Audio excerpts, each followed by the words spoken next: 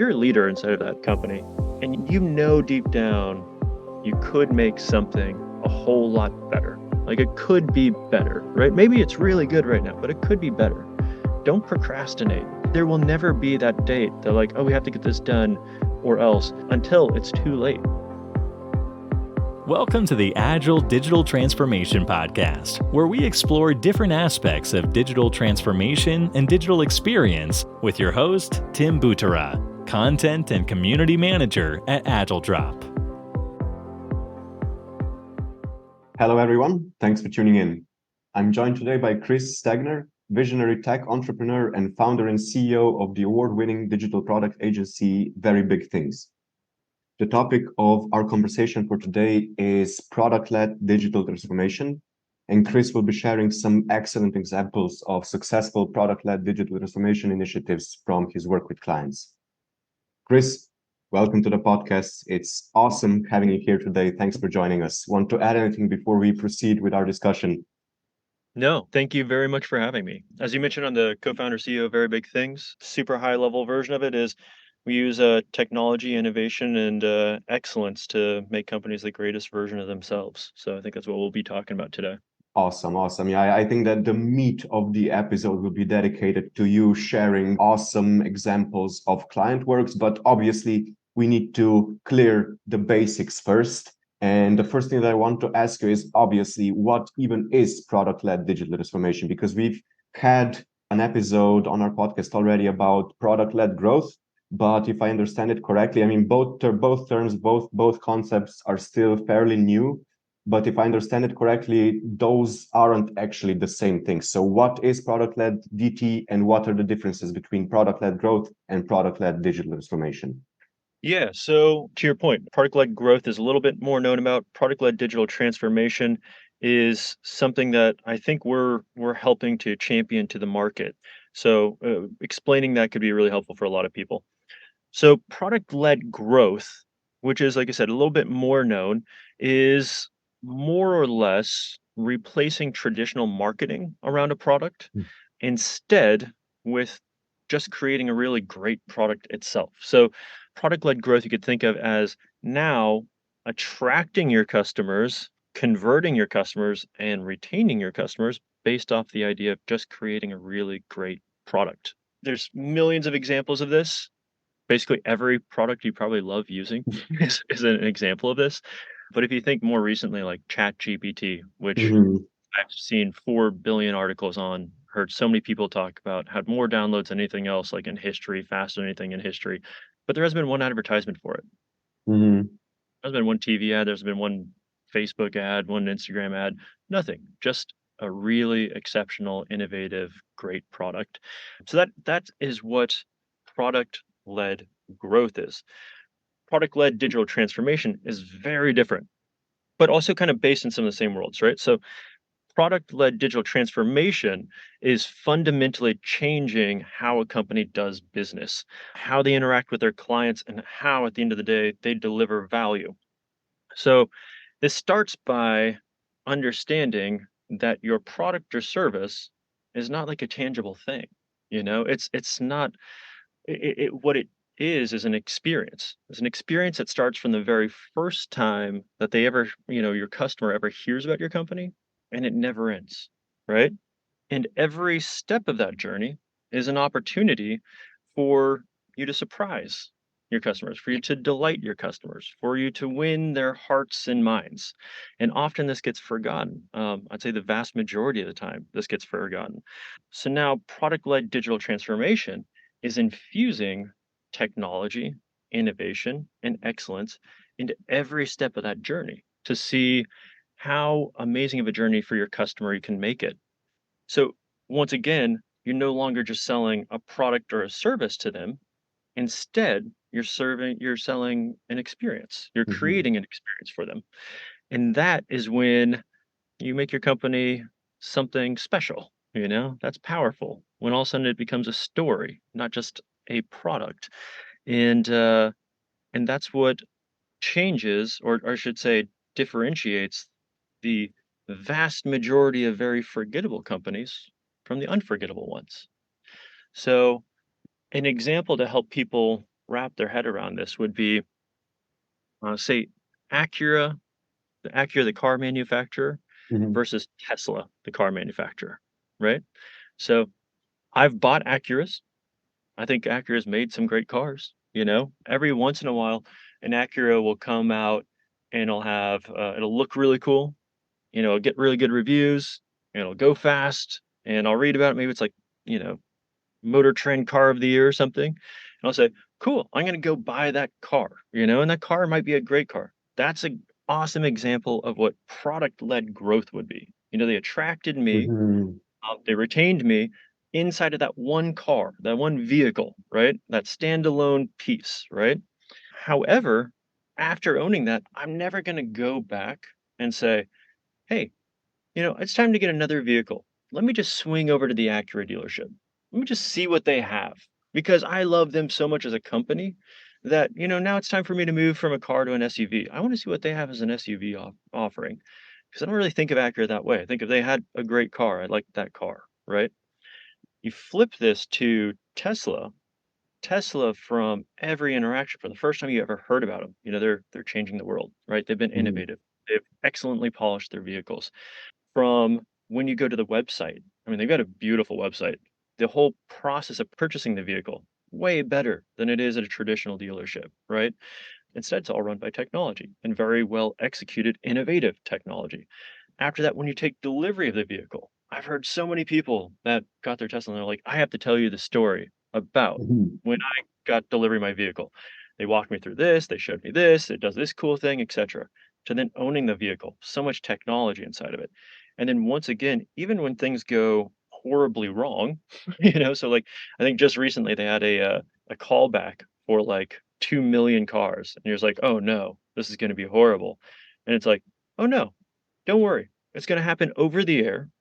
Your car stays in your driveway, and Mhm. now years after you bought it, your car's safer than it was before. Thank you to technology, and now not only that, but this is how Tesla is seen. So now I think more people than not, they start their car journey and they say, I don't know if I want an SUV, a big car, a little car, etc. But let me go to the Tesla dealership. Like I know I want a Tesla. I just don't know which one yet. And that's a huge fundamental shift because now it's all of a sudden the brand, it's who that company is. They have loyal followers, they have people are evangelizing them, etc. So I'd say that's part of the biggest difference there. Does that make sense? Yeah, that was an awesome example of kind of an awesome showcase of the differences because yet, when you started talking about the first company, I was like, I mean, okay, it looks like you're satisfied, but it doesn't seem in line with what you were telling me about product-led digital transformation. So I really love that contrast. So it's really something that product-led digital transformation has a lot of benefits, both for the customers, so the customers get better experiences, and you just said that the brands get loyalty. It's been said often, especially in the past few years with the digitalization and everything, that it's much easier, it costs much less to retain existing customers than to constantly acquire new ones. So a product-led digital transformation, one of the main benefits seems like this. And obviously, also, if you don't have to invest that much money into acquiring new customers, you can invest that much more money into the quality of your product. So it just makes perfect sense. Yep. It's a snowball, right? It just keeps Mhm. growing. And I think there's something important that you mentioned there, which is when I was first going through the Acura example, you're like, okay, well, so it sounds like this one's doing everything you kind of needed it Yeah. to do. Like that seems like a good company. Mhm. And that's the problem. I think 99% of companies, it's not that they are saying, hey, we know we're not really operating at this higher level, this level that ends up being drastically better for our company and makes us the greatest version of ourselves. And we just don't want to do it. The problem is that most people go, we're doing a pretty good job. Let's pat ourselves on the back, Mhm. and Acura is doing a pretty good job. But there is a version of their company that is drastically better than the one that they are today. This reminds me of a quote that I'm recently really fond of. I'm not sure by who it is, but it's something like, the worst part about low aspirations is reaching them. And man, that really hits differently. So, but basically, what you're saying is, if they wanted to, they could totally optimize their whole process, but because they're satisfied with what they have, they don't even consider that as like a viable possibility. You nailed it. Yep. The other quote is good is the ultimate enemy of great, right? Yeah, I just the first thing I wrote down in my notes was good versus great, and then I remembered the part about low aspirations. Yeah, I like yours because we haven't all heard it 20 times. Yeah, okay, that's true. If I could, if only I could remember who to attribute it to, so that I give proper credit, but I'm not gonna go Google it for it now. For now, we'll just say it was Tim. We'll just say it was you. Okay, but I don't want to take the credit for something that I didn't come up with. So maybe with the caveat of this. Another thing that I'm wondering in this context, so we talked about the automotive industry right now, and this is obviously a case where such an approach is super relevant and super helpful both for the brand and the customer. Are there any other specific industries or types of companies that product-led transformation is a really good fit for, or is it kind of an across-the-board thing? So the answer is yes to both those, right? It should be an across the board thing. I would say that the best companies, or the companies who it applies to the most, or they're going to be the most successful, are companies with a very driven and ambitious leader. To your point on so setting kind of low aspirations, right? Mhm. If your company is the type of company that has a leader, the person that's going to end up making the decision, to invest in something or to move forward on something, and they're not an ambitious leader, if they don't have high aspirations, if they're not driven to be one of the best, then it's probably not going to succeed for you. It ended up probably being a waste of time and effort because it requires a commitment there. It requires commitment to saying we want to matter. We want to be something special. But I think about if you think of any of the most ambitious leaders, and I like this practice in my head, right? Of thinking of say like if Steve Jobs was still with us today, right? And you took him and you put him inside of any company, like I don't even know what this would be. Like say the local dog grooming place, down the street from your house that has 3 employees and does 200,000 a year. And he said, "This is your business. Now go and make it work." I don't see a world where he would say, "Let's skip the product-led digital transformation." Like that would just never happen because he's so driven, he's so ambitious, he's so aspirational. The second you put him in that 3-person, 200 grand a year dog grooming facility, the first thought in his head is, "How are we gonna make this the best in the world? How are we gonna make this a business that changes the world, that matters to people?" And immediately he would start the journey of saying, what does this look like for people coming here? How do we make that better with technology? Because, as he always famously said, like technology is the bicycle for the mind, right? Like it just makes everything better. So he would uh he would just jump in by doing that, I guarantee you, all of a sudden it would be like, okay, now there's 6 of these, and they're the most scalable, the most efficient, the best dog grooming places ever. Within 3 years, people would care about dog grooming, and they never cared about it before. Not only would they care about it, but they have to go to one certain brand because that matters the most to them. So it's the way I would explain is you need that. You need the ambitious leader, and then from there, they just need to know it exists, and then they should charge fully in on it. But it doesn't matter the type of company. It just matters who's at the company. That make sense? I mean, it totally reinforces the point you made in the previous question, right? I mean, if you have somebody like Musk at the helm of the company, then it makes sense that somebody as ambitious as that would just naturally, as you just pointed out with the Steve Jobs example and the dog grooming, would just naturally gravitate towards a product-led transformation approach. Yep. And to your point, there's 20 million of these unsung heroes of, ambitious leaders out there. Like we're fortunate at very big things. We get to work with them constantly because that is like our client base. Some of the greatest, most ambitious people I've ever met. And you start realizing that, yeah, there are so many of these people everywhere, but they're an important ingredient. So Well, and speaking of clients that you work with, can you share some examples of really good, really successful product-led transformation approaches and kind of projects from your work with clients and very big things? Yeah, yeah, I can share 2 I can hit. I can't mention them by name, as That's as cool. sense, and there's about 15 more that are, 80% of the way there right now, Mhm. you know? So, I'll on the next podcast we do, 6 months from now or 12 months from now, I'll tell you a bunch more. Okay, awesome. Some really cool ones in the works. Because we keep in mind, we started very big things 5 years ago. 5 years Wow. ago, it was 7 of us, right? So now people have heard because we've, won kind of all the best awards you can get, and now we got, really big clients like Royal Caribbean and Ryder and Samsung and Motorola and fun stuff like that. So they forget that we started 5 years ago, but now we got like 70 people. So So we you're it making takes a very while. big things for very big clients. You got it. You nailed it. You nailed it. But these stories take more than often more than 5 years to play Hmm. out. These are journeys, right? But so two of them that we started working with on our second year have now seen humongous success from it.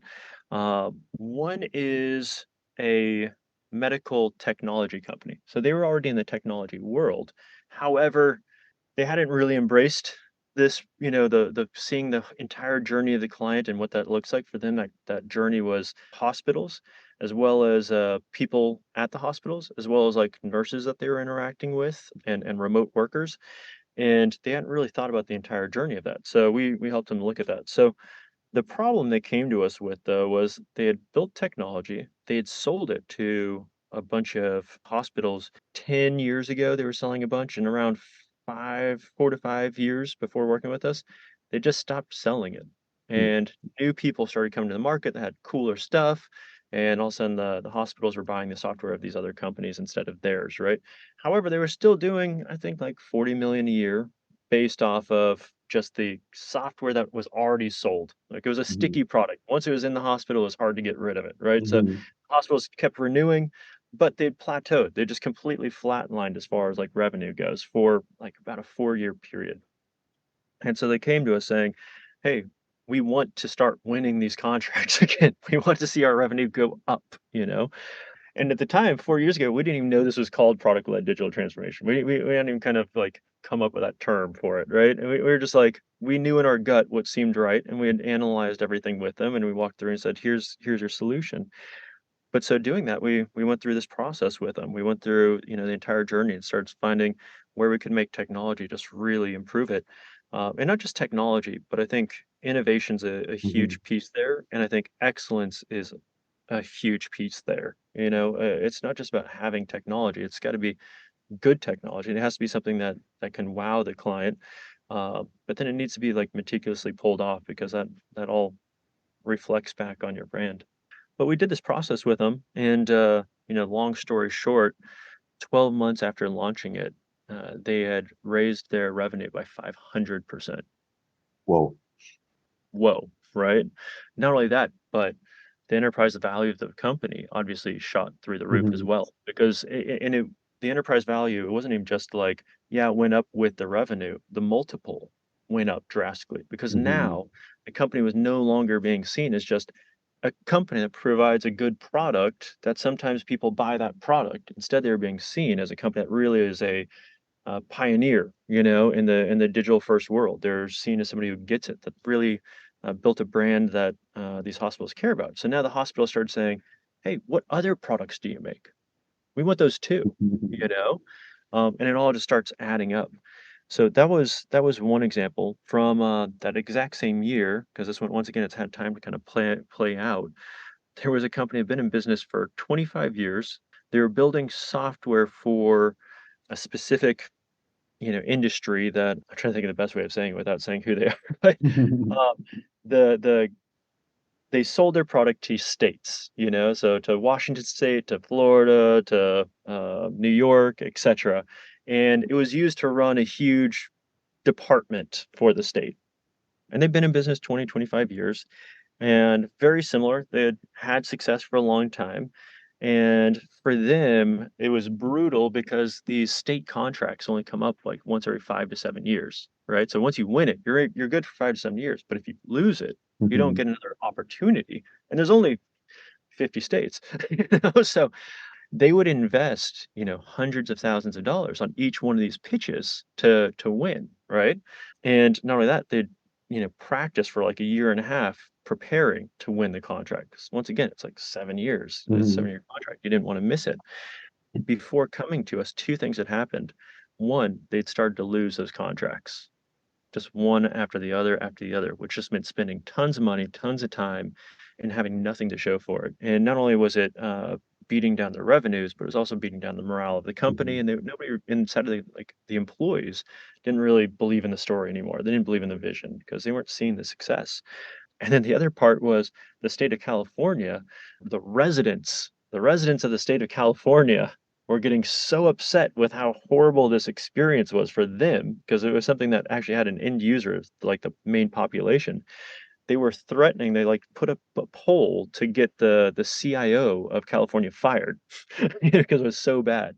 So the CIO reached out to the client and said, "You better fix this pronto, or you'll never sell to any state ever again." And California was like by far the largest client. And so from all of that, they reached out to us to help them solve this problem. And once again, we did our process, right? It starts by looking at the journey, and asking yourself like the user's journey, and the user can be an internal or external, and just asking how every step of that can be improved with technology, innovation, excellence, getting the company's culture to embrace, that Mhm. excellence, and to embrace iterating and iterating and iterating, because that's how it happens.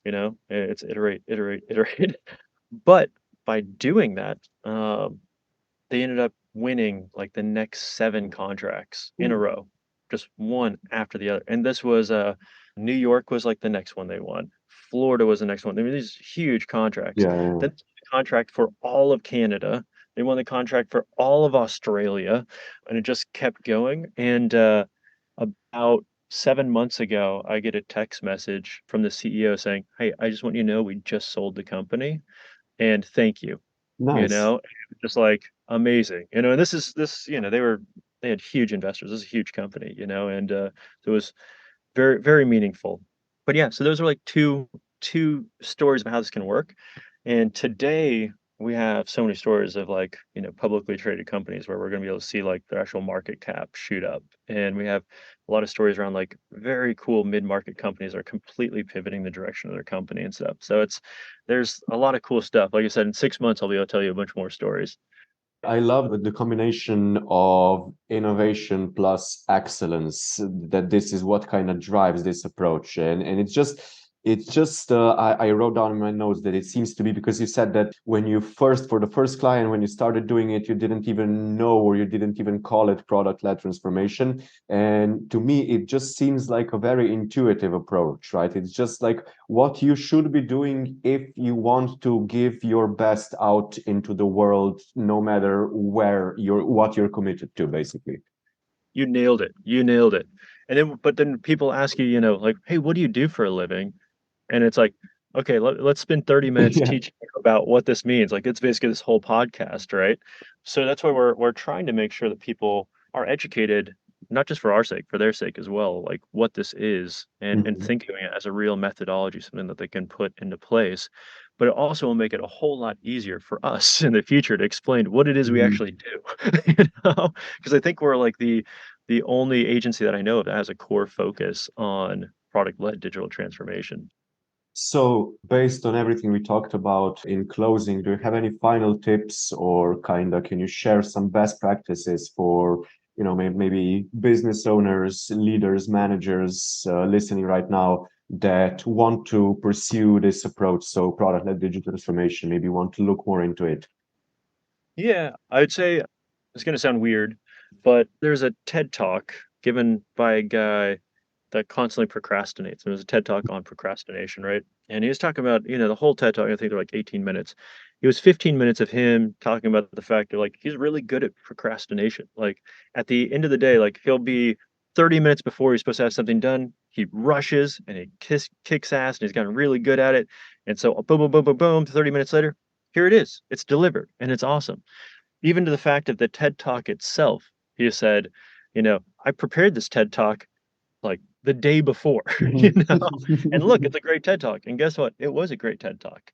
But the last sentence that he mentioned, like the last thing he said, just like hit me so it was so powerful. He goes, "What about all the things in life that don't have deadlines? Being a better father, investing the time into your relationships. Those things don't have deadlines. So if you're in this world of doing something an hour before and that before never shows up, you just never get around to it." And he mentioned the fact of like how much of his life, he could end up having regrets on, when his time came because of that, because the due date never came there. So it was that thing he was always going to do one day, right? So I'd say that the first step would be for leaders. This is and a leader could be at any we see it because we're working with these larger companies, people at all levels of the organization, right? So if you're a leader inside of that company, deep down you could make something a whole lot better. Like it could be better, right? Maybe it's really good right now, but it could be better. Don't procrastinate. There will never be that date that like, "Oh, we have to get this done or else," until it's too late. That's when it happens for companies. Companies don't get "Hey, oh, I'll pick it up now." Like once it's too late, it's usually too late, So I just say don't procrastinate. And then once you make the decision that like, "Hey, we actually want to be a great company. We want to be a company that matters." If there is that yearning inside and you haven't procrastinated on, it, you're like, "Yeah, I actually want to make that happen and it's important today. Today is that day." Then the first step is start looking at the entire journey. Look at your customers. What is their experience from the first time they hear about you to every single step along the way, right? As you start looking at that, start asking yourself, how could technology and innovation and excellence play a part in that? And I mean, even these days, ChatGPT is changing the entire world very quickly. And I think things like blockchain and crypto and metaverse, they all have their place. Like they're important things, but they're all overhyped. I don't believe that's the case with ChatGPT at all. I think it's impossible for it to be overhyped. And then when I say ChatGPT, I really just mean generative AI in general. Mhm. So I mean, start asking yourself how that's going to play a role in each one of those steps and how each one can be improved and what that best version looks like.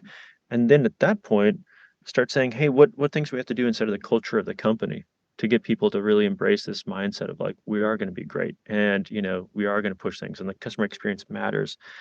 And at that point, taking swings at them, and then iterate, iterate, iterate, iterate. You start figuring out what works, what doesn't work. Talk to your users, see what they're liking, what they're not liking. Make new versions, make new versions. Nobody not nails this stuff the first time out of the gate. So it's about knowing that and just knowing like, hey, we're going to get there and keep pushing, and that makes you better than 99% of the competition. And that ultimately, if you need to look at like the selfish side of it, right? Because at the end of the day, it's something like a leader's job to make a business better. Like that is Mhm. what their job is. And so on that selfish side of just making the business better, it'll improve the customer experience. It'll improve efficiency, which will reduce your cost, right? It'll make you more innovative, which will matter more to people. It'll better position your brand as one of these pioneers in the digital first world. All of that makes your brand one worth caring about. When you have a brand worth caring about, you make more revenue, you make more profits, your enterprise value, it grows. And, in other words, it makes you an amazing leader and it makes your company the greatest version that it ever could have been. So there's a selfish side there as well. I mean, great points here at the end, Chris, and the perfect way to round off an excellent conversation. I really enjoyed speaking with you today. Really great stuff, great points, enjoyable and insightful. Just before we wrap things up, if people listening right now would like to reach out to you or learn more about you, learn more about your company, where would you point them to? Yeah, I mean, our website's verybigthings.com, so that's pretty easy. Also, once again, my name's Chris Stegner. Feel free to shoot me a message on LinkedIn, reference this episode if you want. And I'm always here just as a friend to help. I love meeting great leaders as well. So, or great aspiring leaders. So feel free to reach out. Yeah, those be the best routes. And yeah, you need to send me a link to the TED Talk about procrastination, and I'll include that as well. Sounds great. Will do. Will do. Awesome. Thanks again, Chris, and have an awesome day. Thank you so much for having me. This is great. Well, to our listeners, that's all for this episode. Have a great day, everyone, and stay safe. Thanks for tuning in. If you'd like to check out our other episodes, you can find all of them at agiledrop.com/podcast, as well as on all the most popular podcasting platforms. Make sure to subscribe so you don't miss any new episodes, and don't forget to share the podcast with your friends and colleagues.